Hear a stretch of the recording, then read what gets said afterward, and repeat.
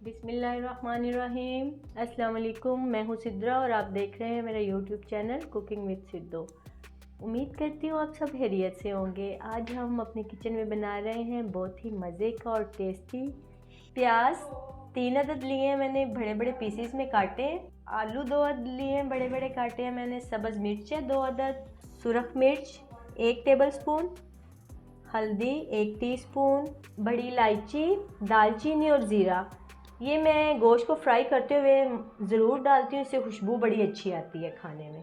पिसा हुआ गरम मसाला, कुटी हुई लाल मिर्च, नमक, अदरक लहसुन का पेस्ट, टमाटर है मेरे पास ज़्यादा आ गए थे इसलिए मैंने इनको ग्राइंड कर लिया जग में और इनके क्यूब्स बना के रख लिए। चलें जी, अब हम गोश्त की तैयारी की तरफ चलते हैं।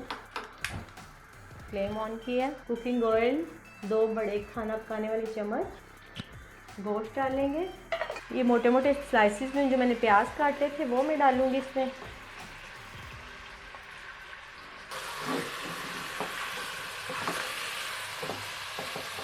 साबुत गरम मसाला डालेंगे, लहसुन अदरक का पेस्ट। अब मैं इसको अच्छे से फ्राई करूंगी ताकि इसकी स्मेल वगैरह सारी ख़त्म हो जाए। अच्छा, आप देख रहे होंगे कि मैंने प्याज कितने बड़े बड़े पीसीज में काटा है।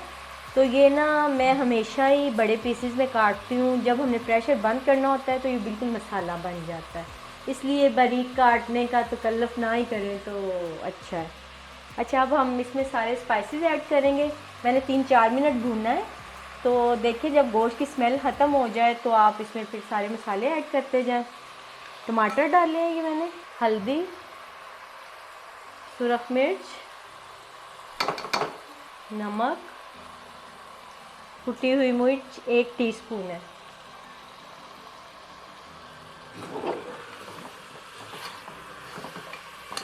अब हम इसको 5 से 7 मिनट के लिए फिर अच्छे से भूनेंगे। मसाले सही से इसमें जज़्ब हो जाएं तो फिर हम पानी डालेंगे और फिर हम कुकर बंद करेंगे। 5 मिनट से मैं बड़े अच्छे से इसको भून रही हूँ, तो अब खुशबू भी बहुत अच्छी आ रही है। अब हम इसमें पानी डालेंगे, तकरीबन 1 गिलास, और मैं कुकर ना 5 मिनट के लिए बंद करूँगी।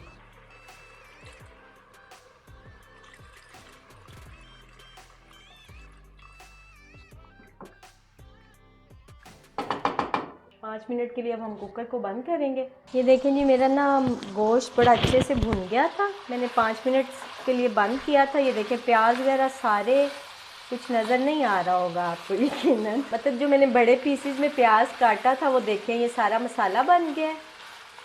अब मैं इसमें आलू डालूँगी। अच्छा, आप देख रहे होंगे कि पहले कुकर में थी हंडिया, अब कढ़ाई में कन्वर्ट हो गई है। तो एक्चुअली मेरे गेस्ट आ रहे हैं तो मैंने कुकर में एक और हंडिया रखनी थी। तो ये क्योंकि तकरीबन कुक हो चुकी है, बस 5-7 मिनट के लिए और पकनी है, तो इसलिए मैंने इसमें कन्वर्ट कर दिया। पिसा हुआ गरम मसाला डालेंगे,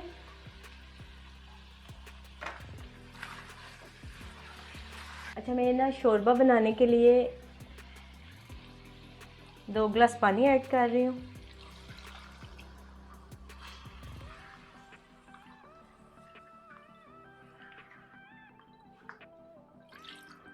पाँच 7 मिनट पकने से आलू गल जाएंगे और शोरबा भी हमारा जितना हमें चाहिए होगा उतना मैं रखूँगी, बाकी पानी खुश्क कर लूँगी। 5 से 7 मिनट के लिए मैं इसको ढकूँगी और उसके बाद फिर देखते हैं कि सालन कैसा तैयार हुआ है। ये देखें जी, हमारा आलू गोश्त तैयार है। अब हम इसके सर्व करते हैं।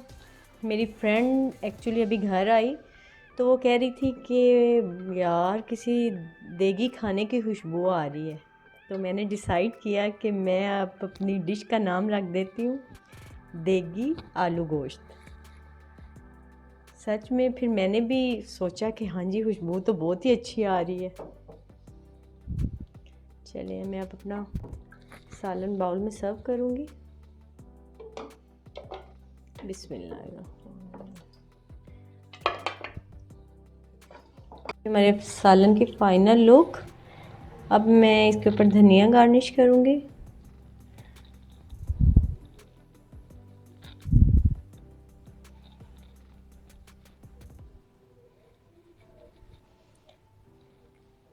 मैं सब्ज़ मिर्च ज़रूर कट करके सालन के ऊपर रखती हूँ। और आप उसके बाद इसको ढक्कन रखें तो बहुत ही मज़े की खुशबू आती है बाद में। इस वीडियो के नीचे कमेंट्स करके बताएं ये रेसिपी आपको कैसी लगी है। अगर आपको मेरी ये वीडियो रेसिपी अच्छी लगी है तो लाइक कर दें, शेयर कर दें और सब्सक्राइब कर दें। Thank you so much.